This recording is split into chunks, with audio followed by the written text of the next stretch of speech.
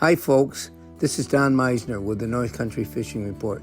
You know, one of the interesting things that has come to me in doing the sports shows that I've been doing this winter is people have been talking about some of these hybrid trout that they catch. They call them tiger trout. And we don't stock them in New York State, but they're stocked in Massachusetts and New Hampshire. And I didn't even know what one was. But if I'm understanding it right, it's a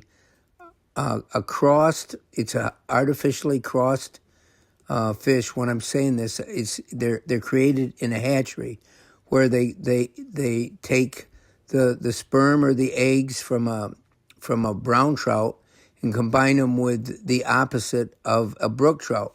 Now, this is kind of funny because this isn't even two of the same species. A brook trout is not a trout.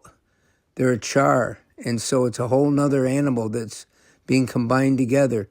But I talked to somebody at one of the sports shows, and he's an avid New York State fisherman, and he told me that he did catch one this last year in the Adirondacks, and he said it was the most incredible thing. It just shocked him.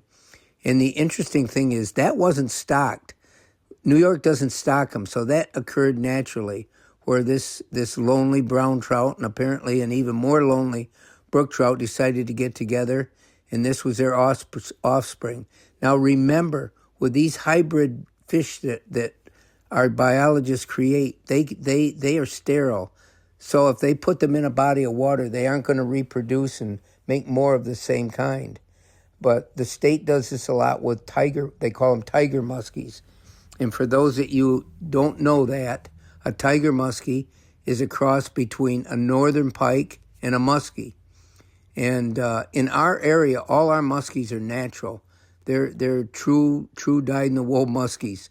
And you know, when people come up to me and tell me about all the muskies they catch in other places, they're not talking about muskies in most cases in New York State. Now, an exception would be Chautauqua Lake.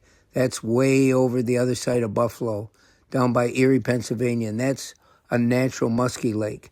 But other than that, other lakes that have muskies are tiger muskies, and they will grow just about as big. But remember, they can't reproduce, and they aren't true full-blooded muskies. They're a different fish. And I have caught a couple tiger muskies here, and I think they were natural too. I think they were natural crosses that occurred in nature between a northern pike and a muskie, because we don't stock them here.